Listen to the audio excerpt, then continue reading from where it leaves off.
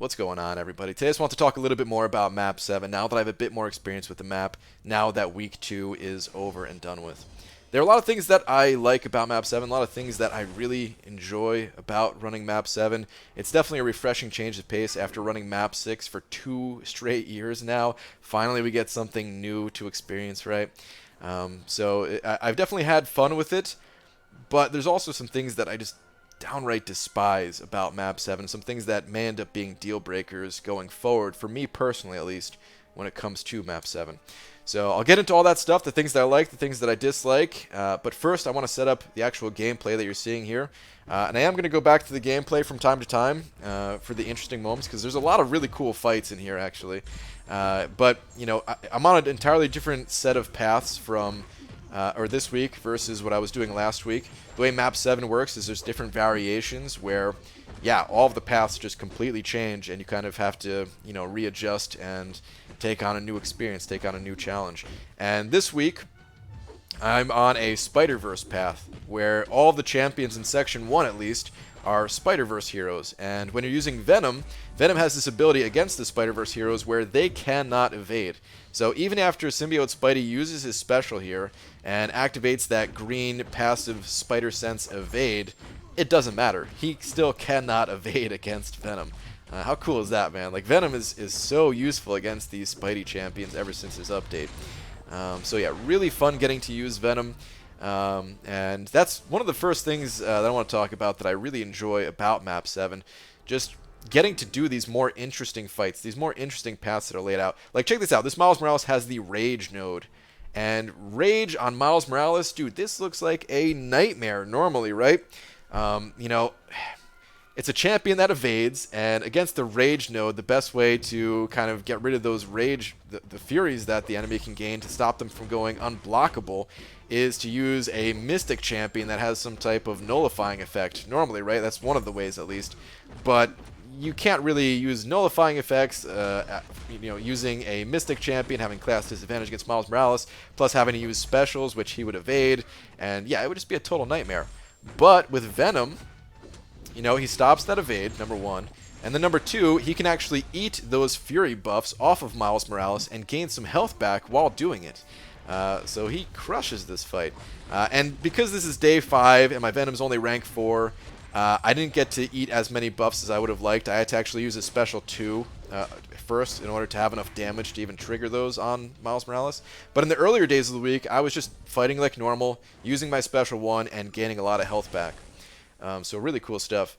I feel like Kabam, not only did they do a good job of making interesting paths, far more interesting than the other maps like Maps 5 and 6, where, okay, for this section you need to bring a Poison Immune champion, or this section you need to bring a Bleed Immune champion, and that was pretty much it as far as like the variation. Map 7 is totally different. A lot of the paths are very varied. A lot of people still are using kind of the same champions. You'll still find certain champions like Corvus to be very common amongst people. I think 20 people in my alliance are using Corvus this week. Last week, I think there was even more people using him.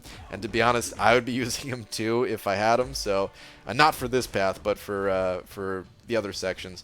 But still, there are more uses for these other unique champions that we wouldn't otherwise be normally using. And then the individual fights themselves, I feel like Kabam put a lot of time and effort into balancing kind of the sometimes more difficult fights on the path, and then sometimes having a little bit of an easier fight or two, just to kind of balance things out, make it so that not every single fight is super stressful, and give yourself a little bit of time to maybe heal up if your champion has some type of healing ability, that type of thing. So Kabam did a great job there, and I just love how it's kind of opening up the the champions that people are looking at to rank up, right? Previously, it was basically, okay, rank up somebody for Alliance War attack, or rank up somebody for Alliance War defense, or rank up somebody for prestige or something. And now, all of those things are still a factor in your rank up decisions, but now we also have, okay, do I want to rank up this Venom to have an easier time? Because it's, day 5 here, I'd be much more comfortable if Venom was rank 5. I'm getting by at rank 4, but maybe once our prestige goes up a little bit more, maybe I wouldn't be able to do that. But for the time being, I have this interesting choice where, okay, maybe I can risk it, get by with using him at rank 4 for now, and rank up a prestige champion first. Maybe, get ourselves a little bit higher rankings there, and then later on I'll go back and rank up Venom, but maybe it is going to cost me some items. Maybe it would be better just to rank up Venom and save the items. You have all these decisions to make, and I think that's really cool about Map 7. All right, so now we're in Section 2. Section 2, the only thing, like the special part for my path at least, is I need to be using a champion that has 3 buffs or more. So Venom can also be used here because he's constantly gaining buffs. Against this Rocket, Rocket has that little bit of a cruelty buff that I can eat as well, so again, a little bit of health back. It's a very short fight because Rocket, oh man, it doesn't matter. It doesn't matter what type of content Rocket's in, outside of Labyrinth of Legends, I guess. His health pool is just not that high, right? Being the glass cannon champion he is, so he goes down pretty quickly. But this Vulture gains some armor up buffs, and I get to eat some of those.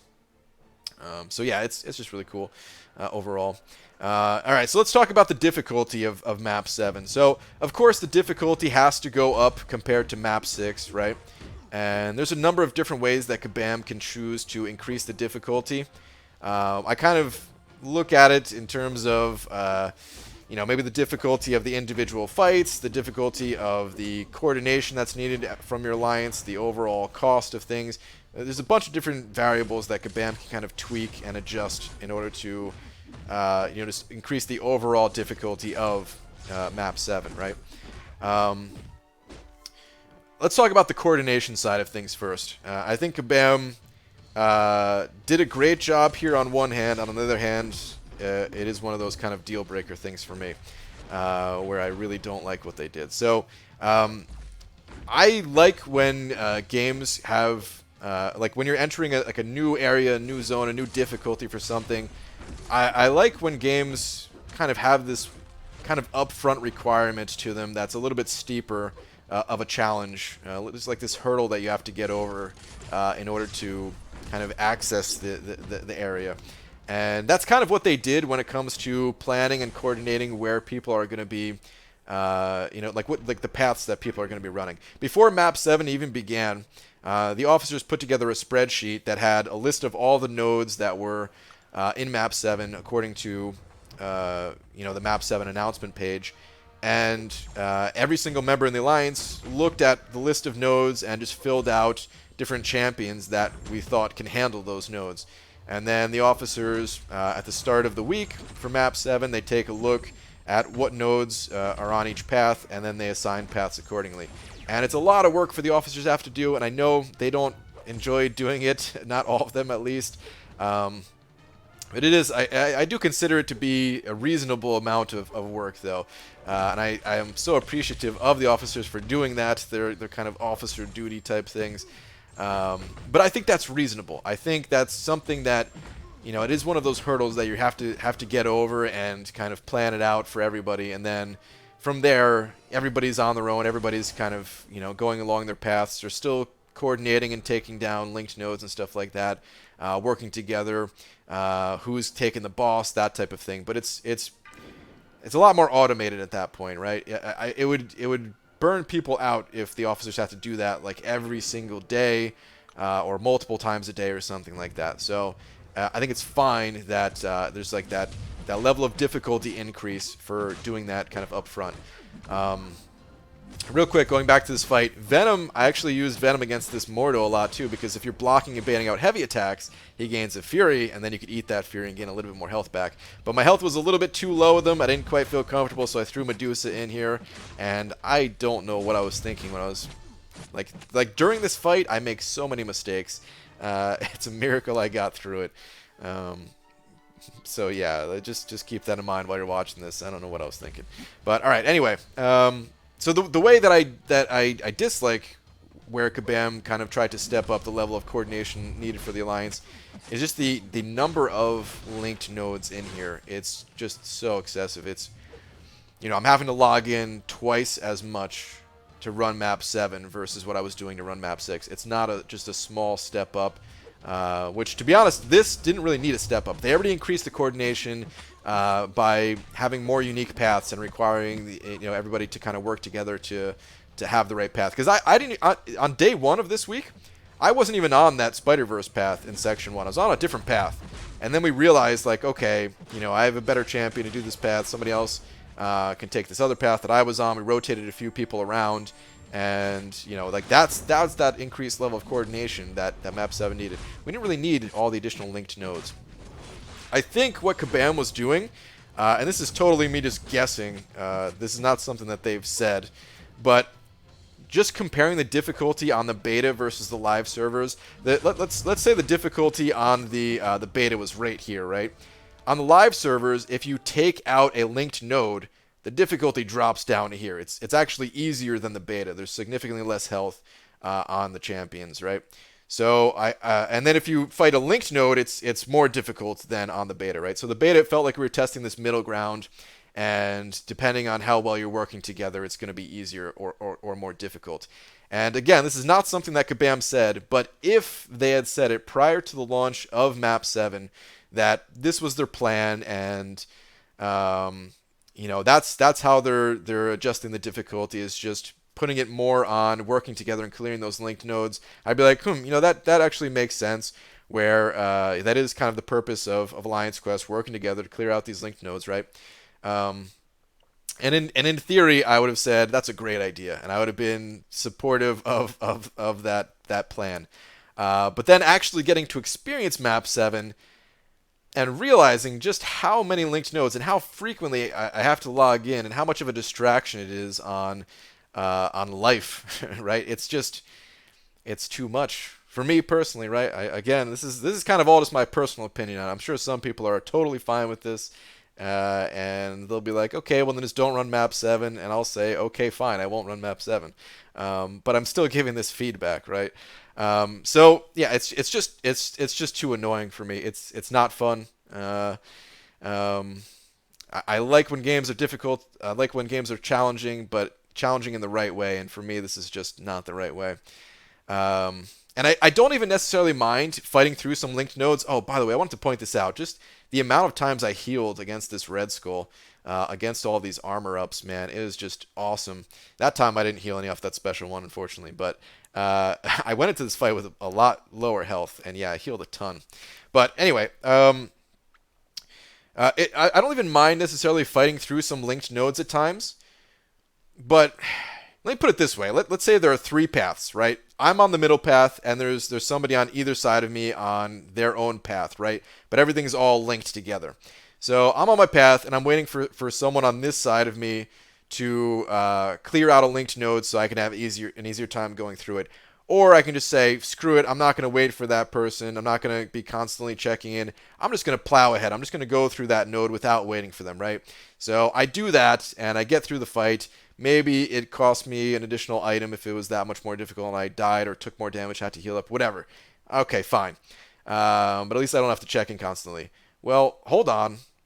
No, I still need to check in constantly because the person on this side is now linked from me still, so I still have to be clearing. Like, I don't want to put them through that same situation. I want to clear the node for them. So no matter what, whether I'm waiting for someone to clear me or not, I still have to be logging in and checking in like every 2 hours at most in a lot of situations, at least. Maybe there's a couple times where I could take a tiny bit longer than that, or of course people have to sleep, so yeah, but like between Section 2 and Section 3 or something. But I'm still checking in so much more frequently. It's such a crazy difference between Map 6 and Map 7, where Map 6 I was checking in like every 4 hours or something like that. When I had 4 energy, that's when I would log in, dump my energy, make my moves. It would take me a couple of minutes, and then okay, I can go back to doing whatever. I can go back to playing another area of the game, or just doing whatever I was doing, and it's not that much of a disruption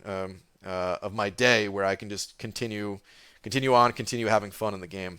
But for Map 7, it's not like that. It's I am checking in constantly, checking in every 2 hours, checking to see if I'm cleared, because certain nodes, the way that they're linked, certain nodes it would be extremely difficult to go through, whereas others are not that difficult. Certain ones would be extremely difficult to go through, and near impossible. So, yeah, there's that constant checking in. There's the constant checking in. Even if I clear the linked nodes, it's just, it's a nightmare. Going back to this fight real quick against Omega Red, just some tips for you guys, because I've gotten a lot better at fighting Omega Red since that video, the standalone video I uploaded of trying to take him down with hype. I got much better, because I fought him every single day this week. And what I realized is just to not be afraid to push Omega Red to a special 2.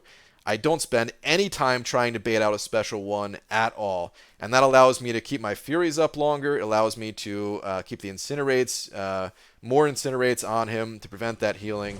And yeah, Omega Red is actually no problem at all with Hyperion. I recommend doing the same thing with robot champions. You don't have to be afraid of the death field of the special 2 since the spore count builds up so slowly on you. It's something you don't have to worry about.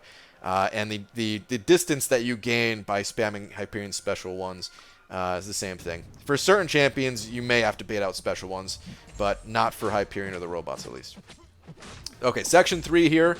The special node is encroaching stun, so you see that gray timer on Medusa right now where every 20 seconds, I believe, I have to time my special exactly with the end of that timer or else I'm going to get stunned. So this node's a lot of fun to play with. It's tough. And I'm definitely going to die a couple of times here, but I really enjoy this node, actually. But yeah, just moving back to things I was talking about. So the linked node system, I hate it, man. It is kind of one of those deal-breaker things for me where it's just going to make me not enjoy this game in the long term. So I need to figure something else out, you know. Otherwise, I'm going to end up just quitting the game entirely, I feel. And I like games that have a more kind of hardcore experience to them. If Kabam said, okay, the first week we're giving out these titles, we want to really put people to the test. The first week's going to be even crazier than what we had designed. It's going to have tons and tons of linked nodes, even worse than it is on the live servers today. There's going to be additional global nodes, which, by the way, that is something else that I do like, the global nodes, where certain classes have buffs and certain classes some weeks have weakness. And then the Fury Ascendancy buffs or whatever they're called, I like those too.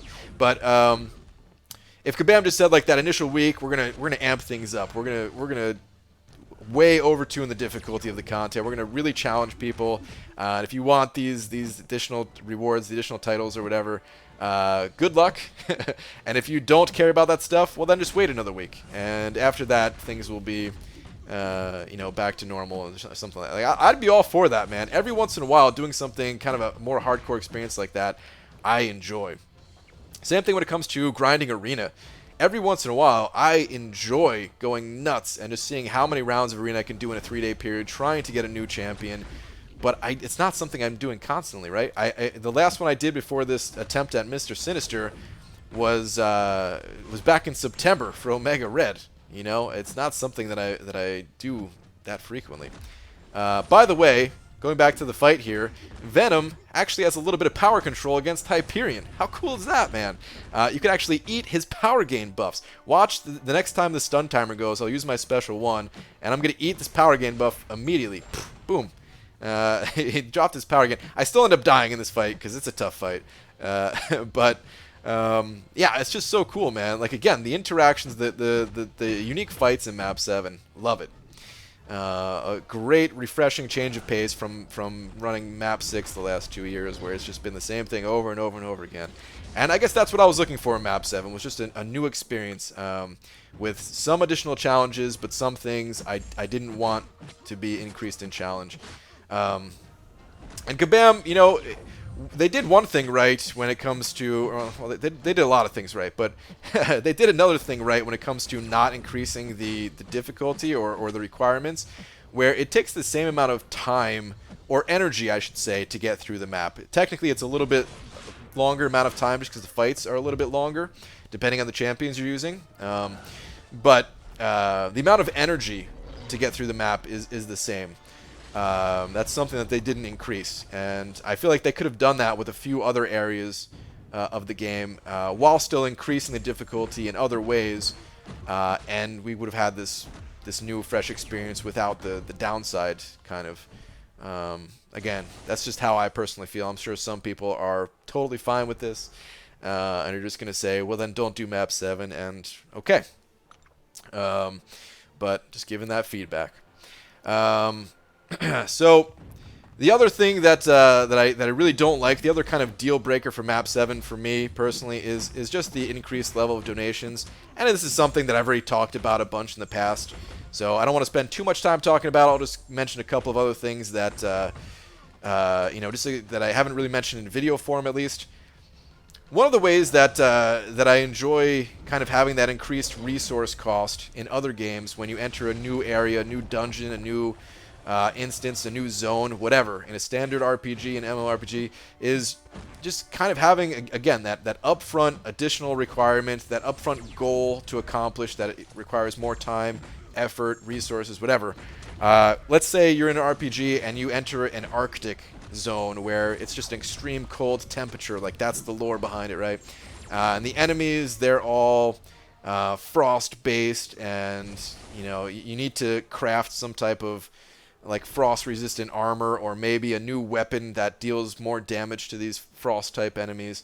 I love when games do that, man. Give me a goal, give me something to accomplish, give me a reason to want to log into the game more frequently to get something like that done.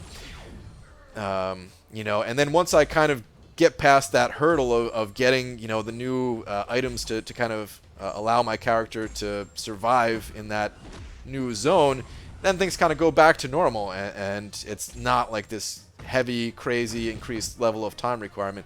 For map 7, it's not like that. For map 7, it's just this constant battle of needing to get as many resources as you possibly can in order to donate to the Alliance treasury, just so that they can cover the donation costs of map 7, and I really don't enjoy it.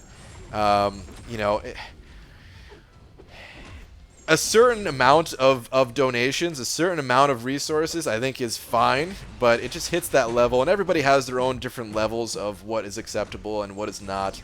And a lot of other people already hit that level of acceptable in lower level maps where I was still kind of fine. But for me, it's finally hit that point where it's like, okay, I finally met my match here. It's not something that I can continue to do. I can't step up the amount of resources I'm gathering again with all of the other additional things going on in the game. Because I mentioned in the past about map 6, where when they increased the cost for map 6, I didn't really have a problem with it, or when they first introduced map 6, I should say, right? There was a bigger cost than what map 5 was. I didn't really have a problem with it because there wasn't really much going on in the game. There were no Alliance War seasons. The amount of solo content in the game was much less at the time. There were no dungeons to do. As it stands right now, it just feels like I shouldn't be even participating in other areas of the game. It doesn't make sense to do dungeons, even though I still want to do dungeons. It doesn't really make sense to push in Alliance Wars. Honestly, it doesn't make sense to play Alliance War at all for me right now. Like if I had unlimited time, sure, but if I could only do one thing or the other, it doesn't make sense to play Alliance War at all. I'd rather just be like playing Alliance Quest, which I don't think is a good way to approach the game, man. I don't know. It's just like I like having the decision to kind of decide what you want to focus on between one or the other, but when it's like, okay, just don't even do that other at all is what makes sense, then I feel like there's a problem. And it's I know the other argument people are going to say, well, if you want the rewards, then you got to do this. But it's not really about rewards for me. That's not like the primary reason. It's something that motivates me and kind of, it's that carrot on a stick that kind of leads me to different areas of the game. But it's not the primary thing for me. I still push dungeons with Legacy because it's fun. The rewards suck. They suck balls, man. There's no reason to do dungeons. There's no realistic reason to do dungeons, at least. The amount of time spent in there, it would be way better if I just put that into Arena. It's way easier. You get more rewards. It's just better overall. But I have fun doing dungeons, so I'm going to continue to do dungeons, right? It's that same thing. I want to do what's fun in the game, and I want the rewards to be just like this secondary thing. So I don't care that much about the rewards. It's not something that's going to make me continue doing this. I don't want them that bad. I will be happy enough just saying, nope, I'm out, you know? So yeah, it's again, it's just that feedback of what I think is enjoyable, what I think is not enjoyable, and there's a lot of great things in Map 7, but there's just some of those things that I just don't enjoy them personally. So that's all I'm trying to say here. This fight against Rocket I find pretty fun too.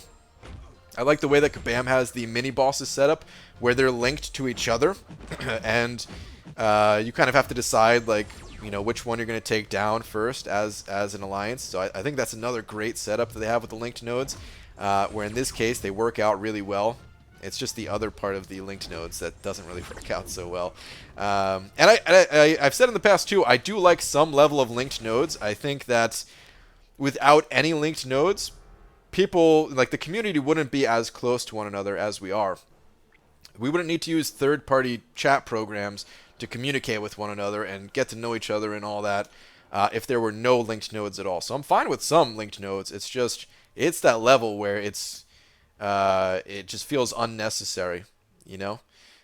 Some linked nodes, awesome. They even though they're kind of annoying, it still forces us to work together. But this amount, no, it's just not good. So yeah, that's pretty much my thoughts on it all.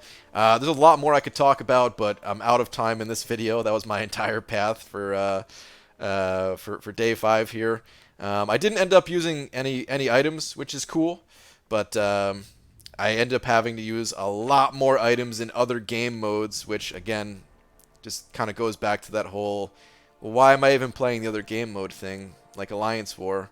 But I need the loyalty, so I feel like I have to play it because I don't have a conversion badge, and it still just doesn't feel worth it. So maybe I should just not do anything, and it's just kind of leaving me feeling kind of disconnected with the current state of the end game in Marvel Contest of Champions, where I still really like Marvel Contest of Champions, and I don't want to stop playing, but I also feel like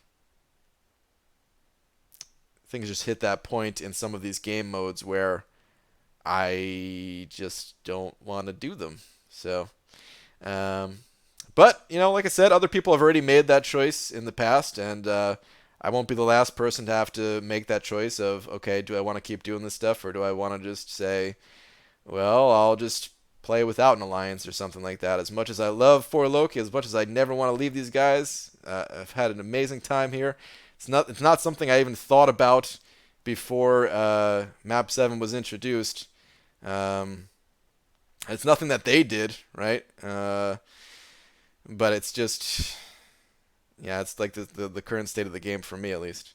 So, all right. Anyway, enough rambling. The video's over. I'm out of footage. We can talk more about this later. Thank you all for watching, and I'll see you all in the next video. Take care.